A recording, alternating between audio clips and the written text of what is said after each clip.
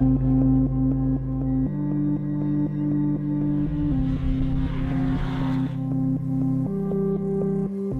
everyone, I'm Grace Hayden and this is Chris Stubbs, and we're ready and raring to go for round one of the Shannons Speed Series for the LIQUI MOLY GT Festival right here in Phillip. That's it, it's time to go racing again, and there's no better location to do it. We're 140 kilometres southeast of Melbourne. This is where speed meets the sea.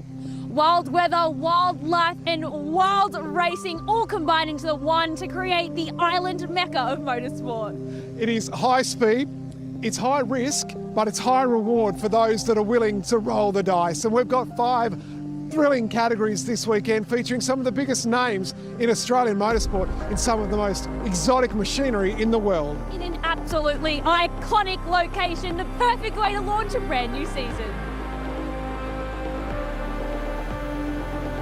Grace, Stubbsy, racing on Phillip Island itself dates back nearly a century, and here, what we now know as the 4.4K Grand Prix circuit, they will celebrate 70 years of action here in December. Nick Percat knows this place all too well. Awesome view down the Gardiner Straight, not much time to take it in. There's no time. Turn 1 is maximum commitment. GT3 car with a headwind like this, there's no brake. She's a lift off the throttle, 240k an hour apex speed. It's just maximum commitment in a GT3 car.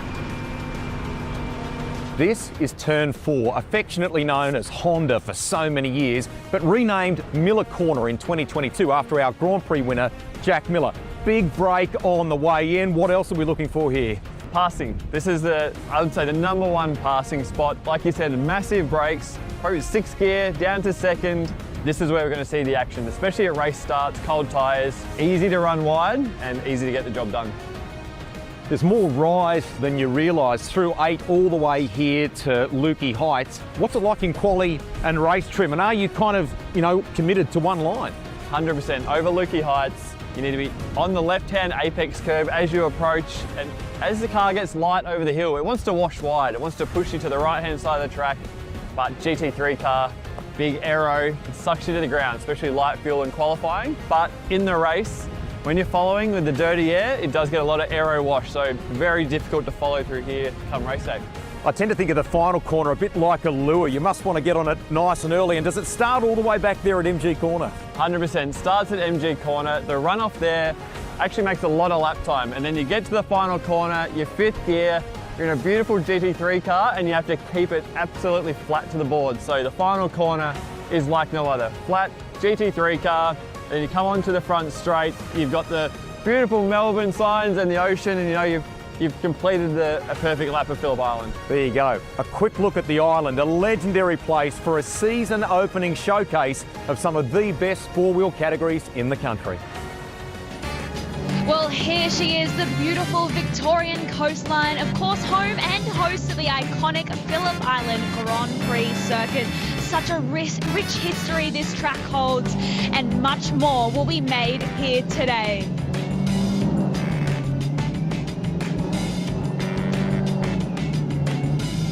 Hello everyone, I'm Grace Hayden and this is Chris Stubbs, and welcome to our coverage of the opening round of Speed Series. Oh my goodness, what an exciting weekend we have ahead, and of course the first time on Fox Sport and KO Sports. Stubbsy, are you thrilled to be back trackside? Can't wait, Grace, and great to see you too. And we know these drivers need to start with a bang. Last year, a couple of the series went all the way to the final race at the final round. We've got something for everyone. We've got some of the biggest names in Australian motorsport. You think Brock Feeney, Thomas Randall, James Golding. We've got some veterans like Davison, Moffat and Perkins. They're all here. We've got cars like Lamborghini, Ferrari, Audi, Aston Martin, McLaren, a field of mighty Mustangs. We have got the lot. It's a big year ahead. We've got it all, and a huge year ahead, as you just said. 26 is jam-packed. We obviously kick off here in Phillip Island, but then we head to the Bend, the Shell Power V Motorsports Park in South Australia. Then up next for round 3 in June is my home state of sunny Queensland, to the Queensland Raceway, and then round 4 we're heading to the top end to Hidden Valley Raceway in Darwin. Next it's to Sydney Motor Park for the round 5, and then we're back to Victoria to the historic Sandown Raceway for round number 6. Stubbsy, oh wow, I'm so excited for the calendar. But today, what's happening? It is jam-packed. Look at this. Now, this is just the qualifying lineup. So this is how we kick off the LIQUI MOLY GT Festival, Phillip Island. Monochrome GT4 Australia up first, followed by Ferrari Challenge Trofeo Pirelli Australasia, Porsche Michelin Sprint Challenge, we welcome them back.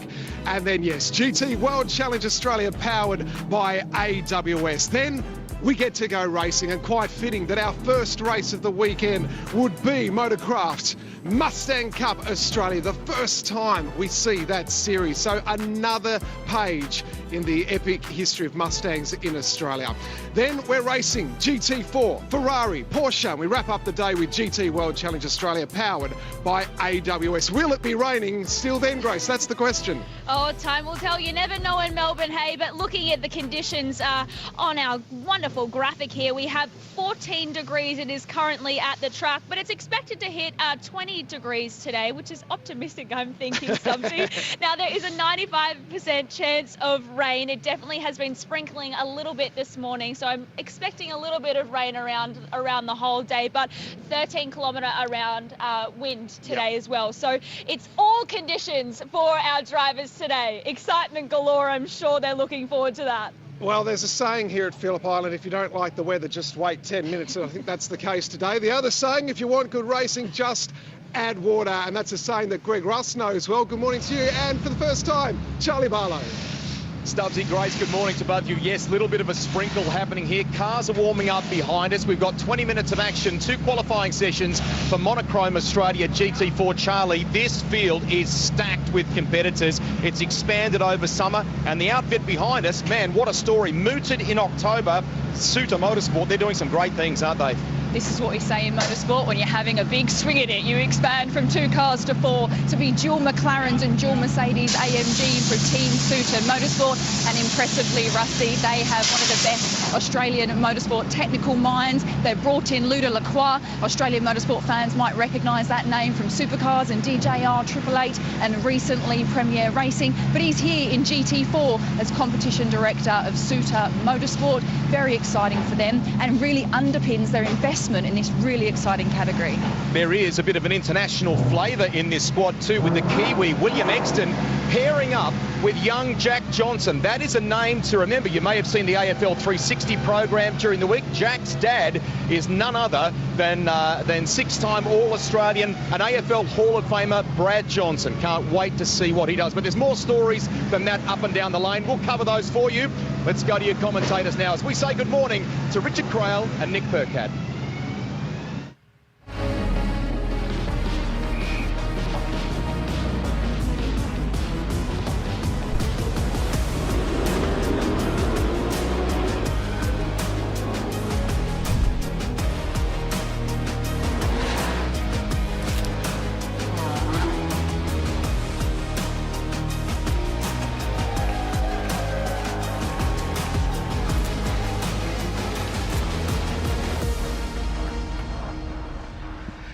A brand new season of Monochrome GT4 Australia awaits. A blockbuster 2025 season, a fight at the front between Ford and McLaren, and it's exploded in interest even more heading into 2026.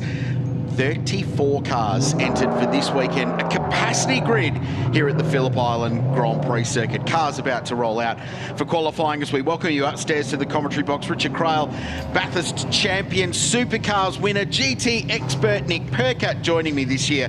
Welcome to you, Nick. It's great to have your insight in the box. First and foremost, let's touch on the obvious. It's wet at Phillip Island this morning.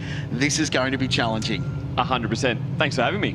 Excited for the year ahead, but yeah, Phillip Island, wet conditions, a lot of wind around. So the guys are going to be on their A game this morning, finding the grip. I know they actually tested here last week in the rain, so I feel them will be dialed in, but it's going to be action-packed. And when does it dry? That's the million-dollar question, and that's the question I think everybody in pit lane is going to be asking. Often quite breezy here, as the guys have touched on in our pre-show, so they might be hoping for a little bit of wind to help dry that circuit quicker. 100%. The wind is always favourable for these conditions to dry out the circuit, and these guys, you know, they were dialed in yesterday, so it's going to be, you know, It's 9 a.m. in the morning. It's a Saturday, straight out to a high-speed circuit at Phillip Island, and you might see the guys like a Tony D'Alberto really rise in these conditions with his experience.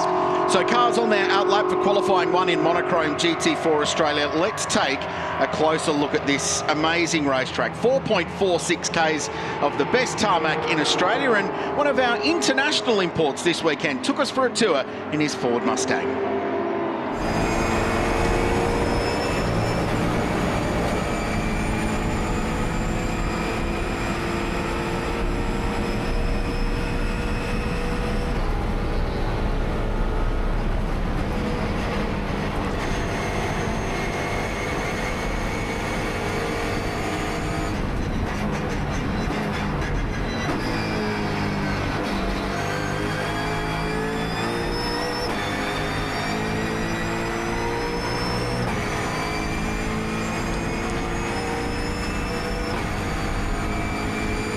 So this is American Sam Paley behind the wheel of the Mustang GT4, Nick.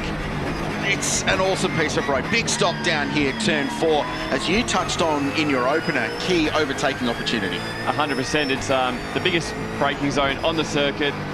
It's not easy to get up the inside because people tend to make their cars very wide for that corner. So if you can get down the inside, it's a great passing opportunity. But how's this run up through the hay shed?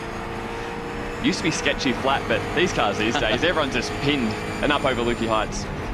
The elevation change here is significant as you drop up, and then if you get the opportunity to drive around this venue, the plunge down the hill into corner called MG, another good overtaking opportunity. And then it sets you up for that final run through the final 2 corners and out onto the Gardner Straight. 4.46 Ks. It is the fastest racetrack in Australia in terms of average speed across a lap, and the GT3 cars we'll see a little bit later on today in GT World Challenge Australia, powered by AWS, average 180 kilometres an hour over the course of a lap. This is the field in Monochrome GT4 Australia. The 3 classes we'll be referring to. You can check out where your favourite runner is operating by the colours in our timing screen. Black for Silver Am, red for Am, and white for the Silver Cup cars.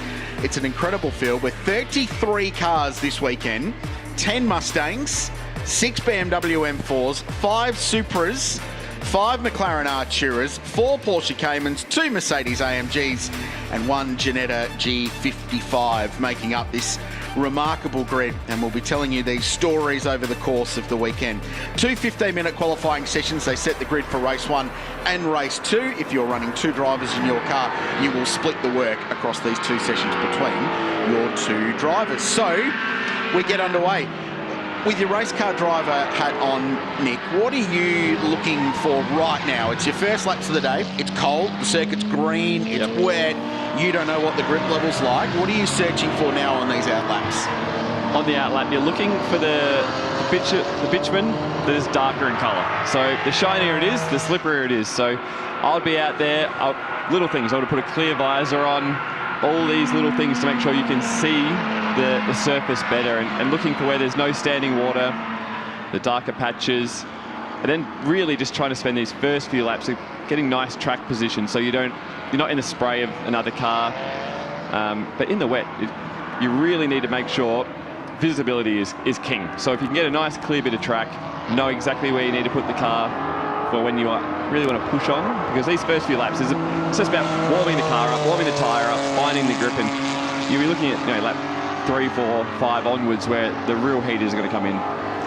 Randall Racing BMW M4. This was a team successful last year in the AM class, and Jacob Lawrence has stepped up, having won the title last year in the BMW, and has got the very experienced now Lockie Manif alongside him, and Lockie was the first car out of pit lane, and as a result he's the first one to bank a lap. A guy with lots of experience in TCR racing, and he has dropped it at the Southern Loop. Got out wide, and it is going to be a challenge to drive out of one of the deepest gravel tracks in Aussie motorsport. He's going nowhere, and that is going to be a red flag early in qualifying 1 for Monochrome GT4.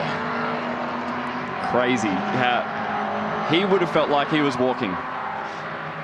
Here it is. Talk us through it. Looks like he's trying to find the grip up high, and obviously when you run that close to the white line, you're running a very tight rope, and the right rear's probably just touched the painted white line there, and around she goes. And watch how fast it actually spins when you lose it. It's gone. You're a passenger, and unfortunately, like you said, Phillip Island gravel traps, they are designed very well. Right, back down to the Shannons pit lane, Rusty. And you can see a very interested viewer of the television coverage in Aaron Cameron there. I mean, this is really tricky. Looking down the end of the main straight here, vision is just so limited, isn't it? Yeah, it looks like, and I'm just happy to be here. It's a Lockie problem out there at the moment. Tell me about your weekend so far. You're on double duties, and you scored a nice little pole win for a brand new class that's coming up later in the coverage too. Yeah, I had so much fun yesterday in the Mustang Cup. First time driving the cars, and with the H-Bat, the left side of the car was a bit all over the place. But yeah, to get pole was awesome, and the GRM boys just limited crew here, but they're doing a great job and just trying to figure out how to make the cars go fast. So good start for us. I think we were front row lockout with me and Jimmy. So yeah, it's good, and hopefully we can get this GT4. We'll keep it up from. We had some good practice yesterday in the dry, but then it's not dry today, so we'll see how we can go in the rain. Is the switch between the two cars, I mean, you're a racer, you're in something quite regularly, but I mean, it's a significant difference? It is a pretty big difference, but I'm not going to use that as an excuse to be fast or slow in either category. So yeah, we'll try and keep our cars up the front and be in a good spot for the races this afternoon. All right, there you go. So he's talking about pairing with Lockie Dalton here, obviously in GT4 competition, and Aaron doing some great things for the Blanchard racing team in supercars as well. Yeah, Rusty will race 3 different Mustangs in 2 weeks, essentially, when he heads across the ditch to New Zealand in a couple of weeks' time for the next round of the Supercars Championship. You can catch all that action on Fox and KO from Taupo, and then down at Ruapuna in the South Island. He's been the king of qualifying this year, has Aaron Cameron, and he'll be hoping that perhaps converting some of those results. It's been a tough fight in supercars, but a bit of confidence here perhaps from a qualifying point of view in the Mustang Cup, and then in GT4 for multi-spares racing. The Ford Ranger Raptor recovery vehicle at work bright and early on a Saturday morning to drag LIQUI MOLY's BMW out of the gravel, which it has already done so, and that will mean we'll be back to green flag conditions very soon. Clock continues to run in qualifying, so this just puts more pressure now on those that have had just one outlap looking to get themselves sorted for qualifying. 100%, and when I sit here in the comms box, we have a great view of the circuit, and I look over at the last corner, Lukey Heights. There's no rain over there, and the circuit doesn't look too wet, but I look over where we've just pulled the car out of the gravel trap, and there is actually rain over at turn 1, 2, 3 and up towards 4. So another challenge for the drivers. You know, they'll come off the last corner and thinking, how good's this? The track's coming to us, and they arrive at turn 1 at well over 200 kilometres an hour, and it's a lot wetter than the last time they were down there. So it's going to be an action-packed 5 or so minutes, isn't it? Down to Charlie Barlow. Gents, speaking of it being tricky driver conditions, JY Chen, it is his opening qualifying session in GT4 Monochrome. I was just chatting to Dean Canto, who has been his driver coach for 3 years now, and amazingly, he's only ever raced around this racetrack on iRacing. He has never actually done it in real life before. So JY Chen, he is putting it all on the line in these tricky conditions, but certainly keeping on the black stuff for now. Great update. Thank you, Charlie. Great to know. Remarkable, isn't it, the amount of prep you can do on the simulator. It is unique to our sport as well. You can only do so much practice on a sim in footy. It doesn't really translate, but roll out in a race car and the track goes the same direction. The physics models are much the same. As LIQUI MOLY brings the BMW back in, it has just started heaving down here at the Phillip Island Grand Prix circuit. The wind is smashing against the windows of the corporate suites on pit straight now, commentary box. It's blowing in from the start-finish line and across, so from the left to the right of screen as we look at pit lane now and watch the Daniel Frugas number 9 Toyota Supra wait at the end of pit lane. I did get a call before the start of the session from race director James Taylor, who just wanted to make sure I understood that the track had been declared wet. Thank you, James. Yeah. I took a punt, thought it was. It was nice to get that confirmation from Motorsport Australia Race Control. It is seriously raining now. Like I said earlier, trying to find the dark patches of track, that's kind of gone. Now you're kind of going off a bit of braille. You know, you're trying to find just avoid the standing water, and now, more importantly than ever, is not be right behind another car. You don't want any extra spray, and it's just about banking a nice clean lap, looking after your exits. Get a good exit around Phillip Island off 3 big corners, the last corner, turn 2 and Siberia, and you're in for a pretty good shot. So that's what I'd be focusing on right now if I was these guys. But thankfully I'm up in the comms box and it's nice and warm. Just looking at teenager Jay Murray, who hails from down on the Bellarine, just down near Geelong. He and his dad evolving to a 2-car team, the Morris Finance racing outfit this year, run by McElrea Racing. He made his debut at this event 12 months ago, and they've rapidly expanded a couple of BMWs in their arsenal now. Two great guys, long involvement in motorsport. Nathan's up and about because the Cats won on Thursday night, which he was very keen to rub into a couple of Adelaide Crow supporters as well, Nick Percat, but it's great to see them expand. And young Jay's a bit of a star of the future. He's got some real driving potential. Yeah, and I went down and saw them this morning because I thought to myself, has Jay done much in the rain? Like, I've known Jay since he was 5 years old, because Nathan's a great supporter of mine and we've worked together for a long time. So I went down and saw him, and they tested here last week and they just said, we love the rain. So that was a surprising comment from two, relatively inexperienced drivers. So I'm looking forward to seeing how they're going, but they were doing the rain dance down there. So let's see how they go. Here's the Lubramax Mustang of Blake Tracy and George Miedeke. So the team that's finished runner-up in the silver class in Monochrome GT4 for the last 2 years. They have taken the championship right down to the wire on both occasions that this series has run. Ryland Gray steps out of the seat, full-time supercar racer now. And into this car comes Blake Tracy, the teenager who has been making a name for himself in Trans Am competition. He was Rookie of the Year last season. And the Miedekes have got big raps. George said the hype is real with this kid. At 18 years of age, keep a close eye on what he is capable of, because it is a lot. The ceiling is very high. So they're really excited about bringing the young talent through. And this is a brand new race car as well. First competitive outing for the now blue liveried Lubramax Ford Mustang.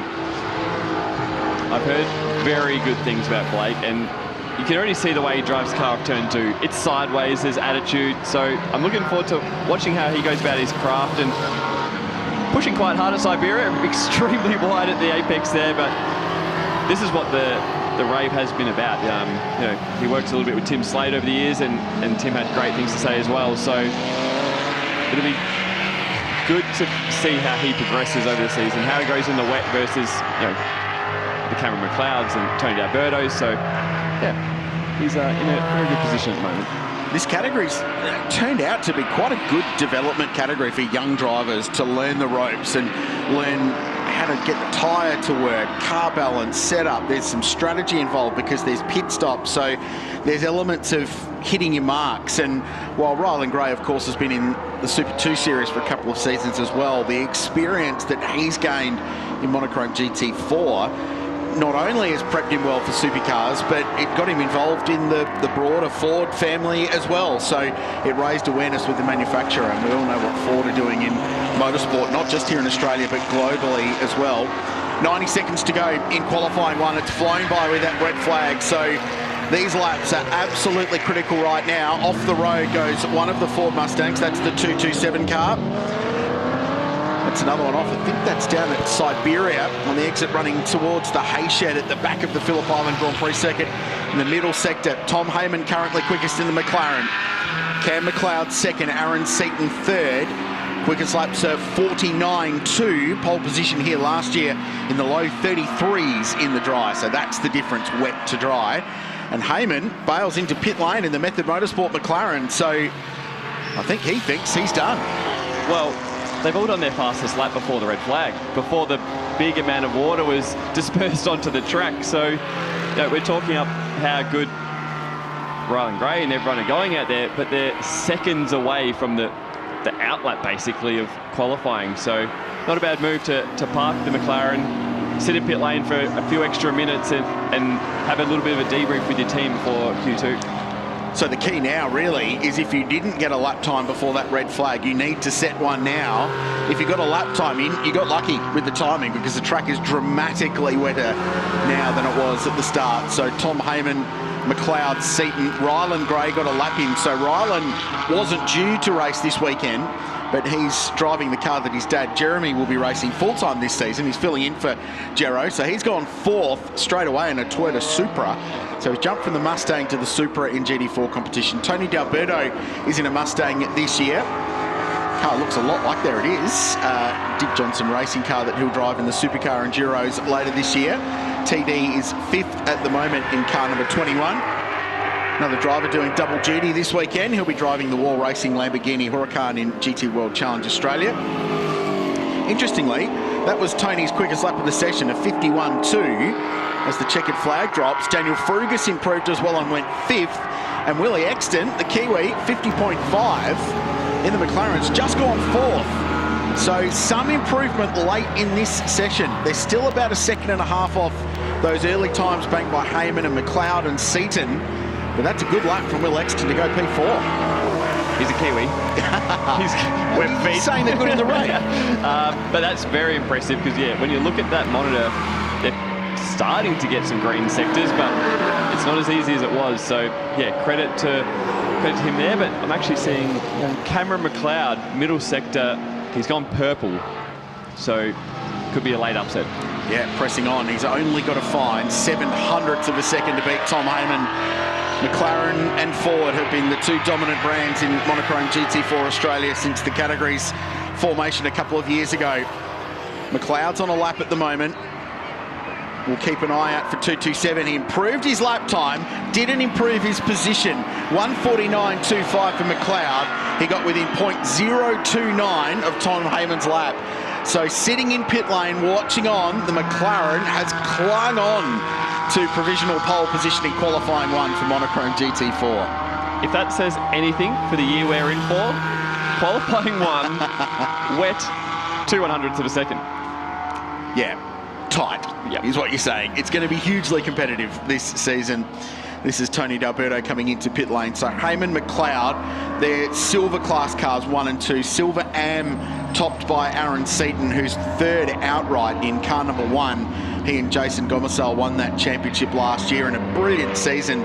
But the competition in Silver Am is properly deep this year. And then Lockie Manif is next in Silver Am in 5th. William Exton in 6th and 4th of the silver cars. Great lap, Nick McBride in the Toyota Supra of the Equity One Racing car in 7th position.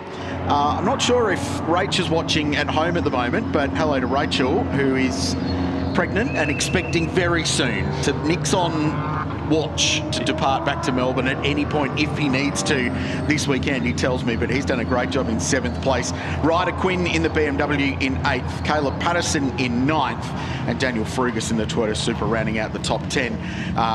It's Walker in car number 14, the Ford Mustang in 23rd place outright, topping the AM class cars so far.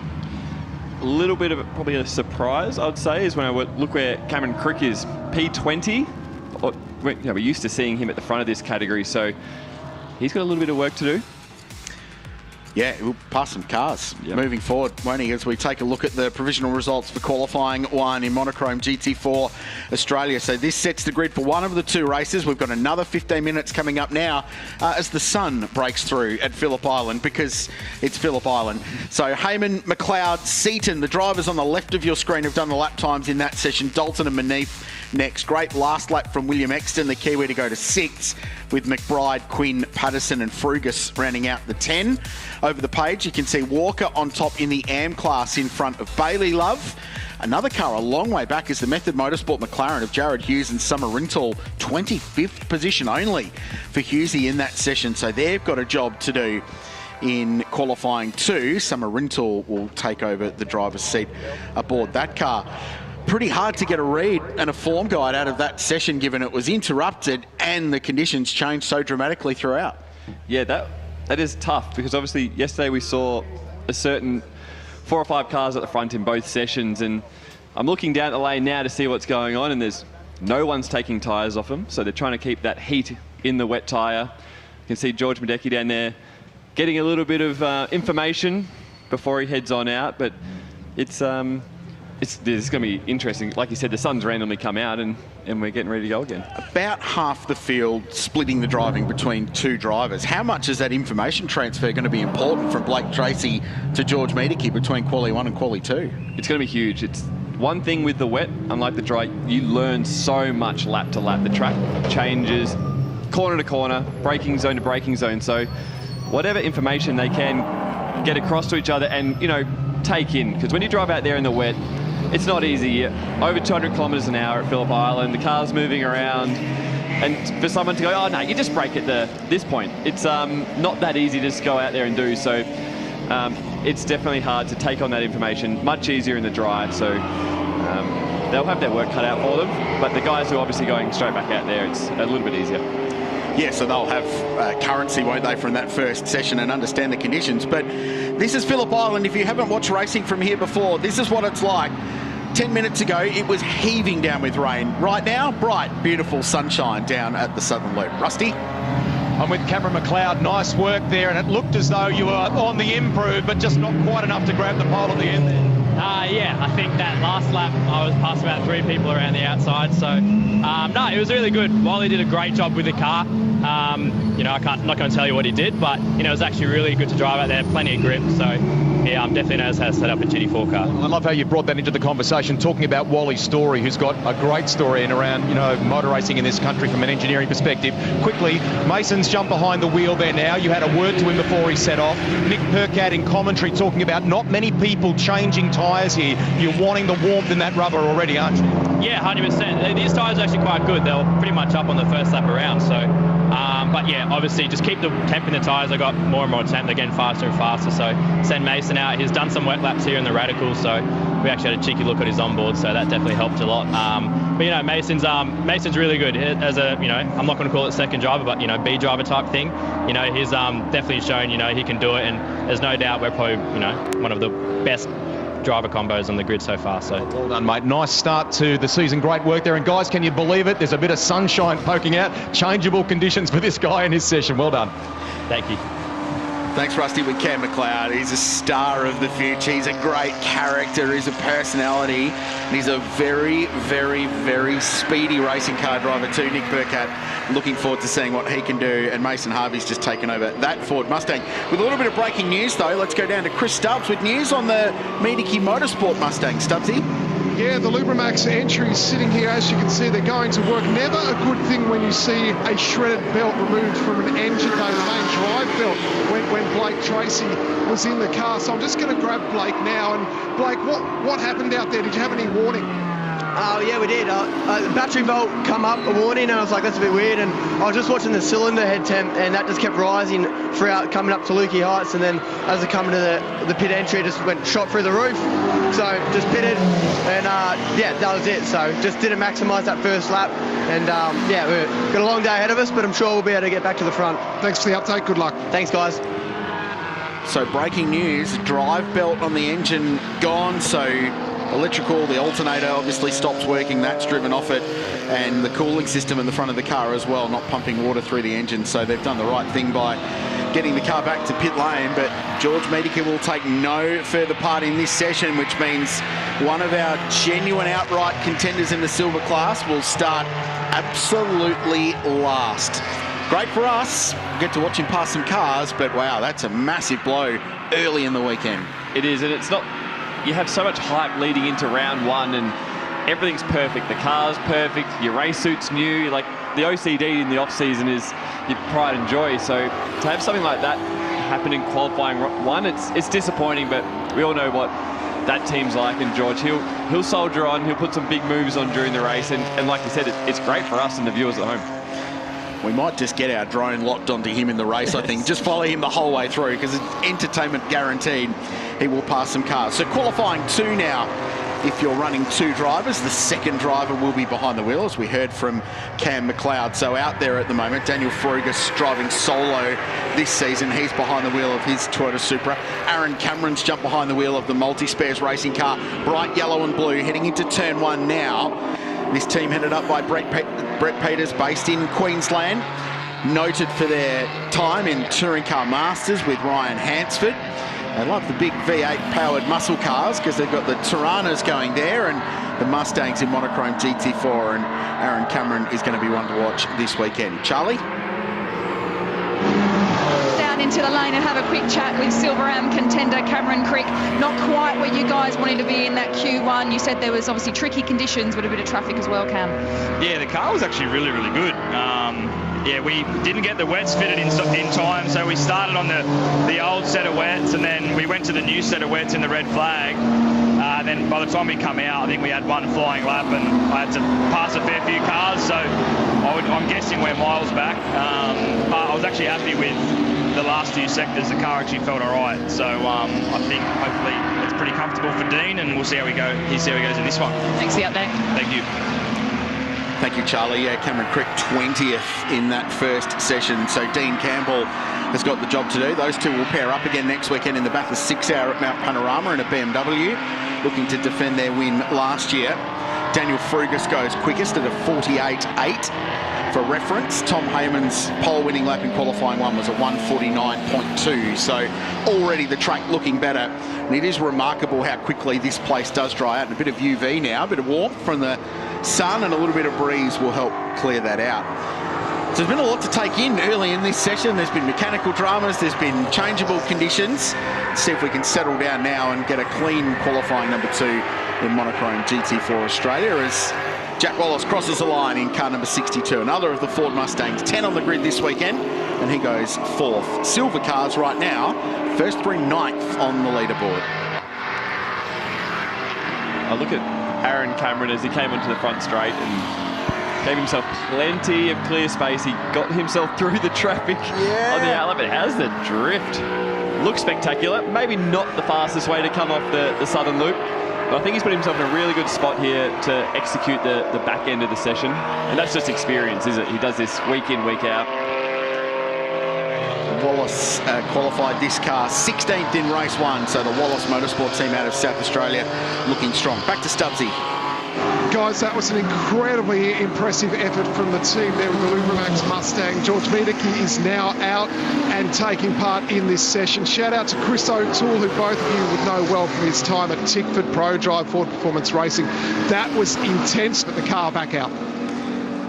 Great update, Stubbsy. Yeah, well-known name behind the scenes in supercar competition in particular, Chris O'Toole. That is great work.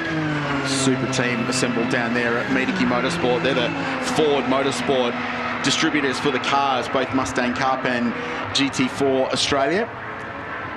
So that's a hell of a job, and maybe Wiedeke can salvage something out of this session.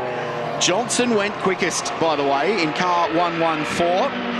That is a very, very big lap from the young man. The Team Suter Motorsport McLaren Artura, after a great lap from Kiwi Willie Exton in qualifying 1. Jack Johnson is delivering again, the rookie, as Aaron Cameron goes quickest now at a 47.2. 600th quicker than Daniel Frugas in the GWR Supra. Johnson back to 3rd in the McLaren. Mason Harvey in car 227 is 4th. And Wallace rounding out the top 5. 1 minute 47.2. But that lap from Johnson was huge. Your eyes lit up when you saw him jump to the top of the timing screen. Impressive lap from a young bloke. 100%. Yeah, to be that close to the names that are in this field with his experience, it's a serious credit to him. The wet is not an easy task. And the thing I love about the wet, watching these two cars drive side by side, the lines, the different lines you see, the way that people cut up the racetrack in the corner is so different. And George Wiedeke's out there just trying to get some space and get a lap on the board, and he's found himself in a bit of a race here with Murray. So he's, I think you'll see him roll out and give himself some bit of room here. Yes, he's experienced enough to be able to do that. It's Jay Murray. So the two Murrays, father and son, as we touched on, the Slattery livery, the green livery for Jay, the red Morris livery is Nathan. So alternate liveries there for those two cars run by McElroy Racing. This massively diverse field. There's some good laps going on at the moment. Johnson's gone back to the top at a 46.8. So there's a bit of track evolution going on here in this session. It's only going to get quicker and quicker as the dry line emerges. Daniel Frugas on a really good lap too and goes to the top, 146.3 in the Toyota Supra. And they're not just finding hundredths at the moment, Nick. They're finding chunks of lap time. That's what I love about the wet and these short sessions. They evolve so fast. What are we going? 3.5 seconds faster than Q1.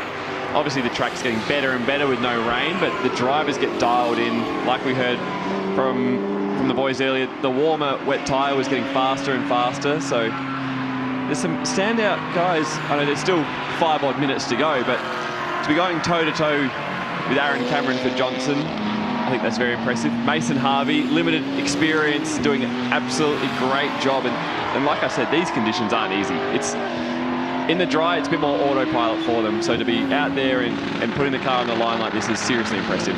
Here's Johnson, car 114, Team Suter Motorsport. You heard with Rusty and Charlie at the top of the show. They've expanded to 4 cars in this program. It's a great little setup that Zach Suter, who's been a winner in TCR competition, has built up with the family team. He and Glenn Irwin back on the racetrack as well. Johnson across the line. No improvement that time round. 1 minute 50.3, just finding some clear racetrack. Taylor Bryant's just gone second in the number 67 Toyota Supra. That's the car he's sharing with Rylan Gray. JMG car, there it is. Jeremy Gray will be in this car for the full season. Rylan filling in this weekend, back in GT4 where he's made a name for himself over the last couple of seasons. Fruga's pressing on as well. This has been a really impressive run from Daniel, who's driving solo this year in the GWR Australia run Supra, but a 46.3 for him so far. He's got 4 tenths on the field. So he's gone back-to-back sessions, and he's now had effectively nearly 20-odd minutes to think about this and keep executing and chipping away at it. But the track, he'll probably prove me wrong. He'll probably go purple again. But sometimes when it does start to dry, it gets very, very slippery. So when there's a lot of water on the track might be slower, but it feels like there's more grip. But it will go through a phase where it's transitioning. It's not obviously nowhere near dry yet, but it gets a little bit greasy, and the track might go a little bit slower for a minute or two here while we wait for it to really get rid of the water. But I think he's proven me wrong. He's purple at Sector 1. Of course. So Frugas goes quicker again last time by anyway, 146.30. 5 tenths of a second clear of Johnson at the top of the field. Charlie?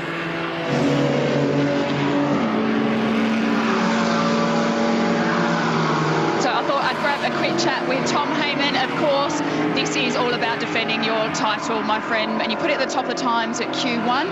Talk us through those tricky conditions. Yeah, obviously it's quite wet out there, quite tricky.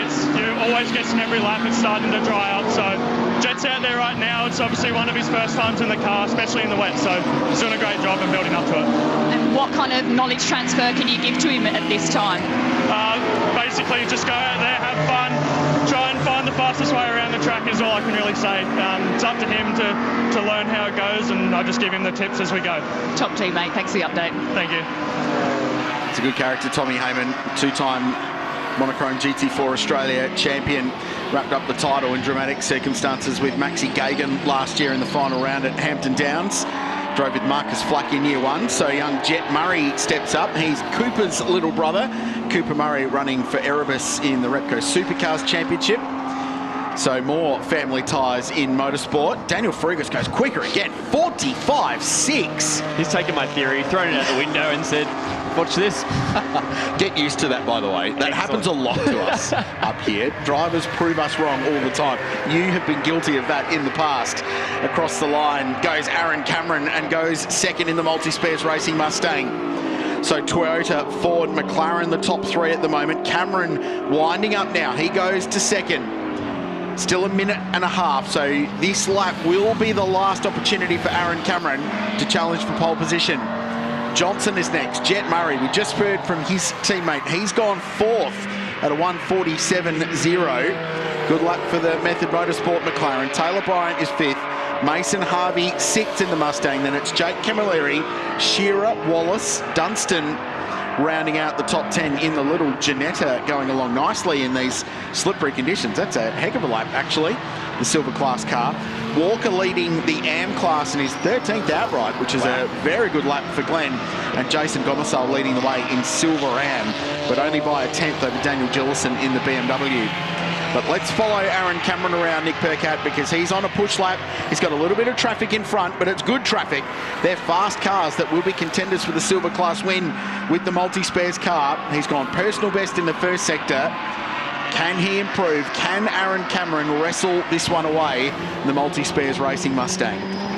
He's going to have his work cut out a little bit, obviously, with some traffic. But like you said, he was personal best, but the middle sector's fallen away from him, and he might really scrape through to the line. He comes off the second last corner. He's rolling off to give himself some space, but if he gets across the line with 12 seconds to go, he's in the perfect position, last car on the track. But yeah, a very good effort by him in these tricky conditions. I'll tell you what, it's going to be close. 5 seconds, 4 seconds. Will he get to the line before the checkered flag? I think he got the checkered flag as he flew across the line, Aaron Cameron. I don't think he's going to get another go at this. Daniel Frugas improves his lap time. Frugas is pushing on again, so he has gone through at a 45.6. Now, Miedeke and Murray did get past the flag, so they've got one more opportunity. And George has climbed his way up into 10th position now at a 47.9. He's done a great job. You can see him out there. He's been hustling the whole time. And himself and Jay have just been glued to each other. So he's finally cleared. He's on his last lap. Very important braking zone down here at turn 4. Get it pulled up.